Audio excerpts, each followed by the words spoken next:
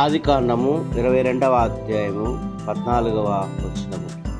అబ్రహాము ఆ చోటుకు యెహోవా ఈరే అని పేరు పెట్టాడు. యెహోవా ఈరే అనే మాటకు అర్థము హీబ్రూలో చూచుకొను, సమకూర్చును. దేవుడు మన అవసరతను ముందుగా చూసి సరైన సమయంలో సమకూరుస్తాడు.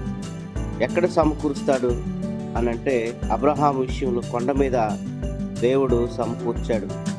అబ్రహాము మోరియా కొండ ఎక్కేటప్పుడు అతని దగ్గర కట్టెలున్నాయి, నిప్పు ఉంది, కత్తి ఉంది, కానీ ఒకటే లేదు, బలిపశువు. కానీ అతడు ఇస్సాకుతో అన్న మాట ఏంటంటే దేవుడే తన బలిపశువును చూసుకును అని అన్నాడు.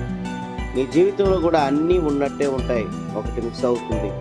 ఆ ఒక్కటే దేవుని చేతిలో ఉంది. ఎప్పుడు సమకూరుస్తాడు? అబ్రహాము కత్తెత్తిన తర్వాతనే పొట్టేలు కనిపించింది. దేవుడు ఆలస్యం చేస్తూ ఉన్నాడు అనుకుంటాం, కానీ ఆయన ఎప్పుడు ఆలస్యం చేయడు. సరైన సమయానికి వస్తాడు.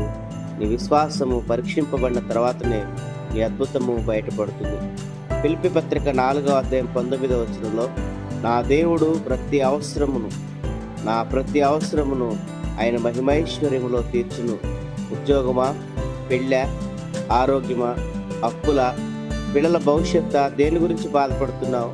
ఆ రోజు ఆ విషయాన్ని యెహోవాకు అప్పగించు. యెహోవా ఈరే. దేవుడి మాటలు దీవించును గాక.